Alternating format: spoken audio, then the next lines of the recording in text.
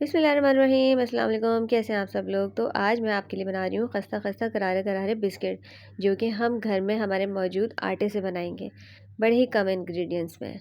तो उसके लिए सबसे पहले हमने 1 कप आटा लिया है। हम कप मैंने यही यूज़ किया है जो हमारा चाय का होता है। उसमें आधा कप पिसी हुई चीनी लेंगे और उसको छान लेंगे, ताकि इसकी कोई अगर मोटी ज़र्रा रह गया हो तो वो निकाल लें, क्योंकि इससे राइज़ होने में मसला होगा। पिंच ऑफ सॉल्ट ली है हमने इसमें, और इसको सबको मिक्स किया है इस तरह से मिक्स करके। और फिर हम इसे घी की मदद से गूंदना शुरू करेंगे। ये देखिए, हमने थोड़ा थोड़ा सा घी लेकर इसको गूंदना शुरू कर दिया है।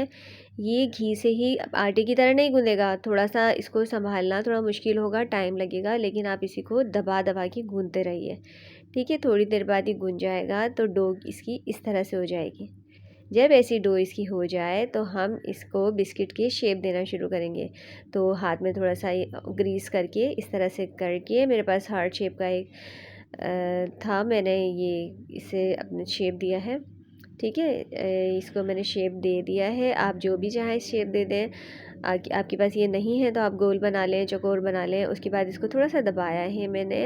अब मैं इसमें थोड़ा सा डिज़ाइनिंग के लिए छुरी से कट लगा रही हूँ। कट लगाकर मैं इसको दूध से ग्रीस करूँगी, थोड़ा सा दूध से ब्रश करूँगी मिल्क लेके, इससे कलर थोड़ा सा अच्छा आ जाएगा।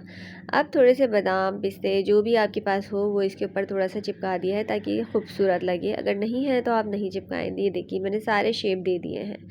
अब मैं इसको एक पतीली लूँगी। मैंने पुरानी पतीली ली है, उसके अंदर मैंने चूल्हे का थोड़ा सा वो मेरे पास स्टैंड था, वो रख कर इसके ऊपर ये रख के इसको अच्छी तरह ढक दिया है। और मेरे पास जो ओवन है, मैंने थोड़े से ओवन में भी डाले हैं।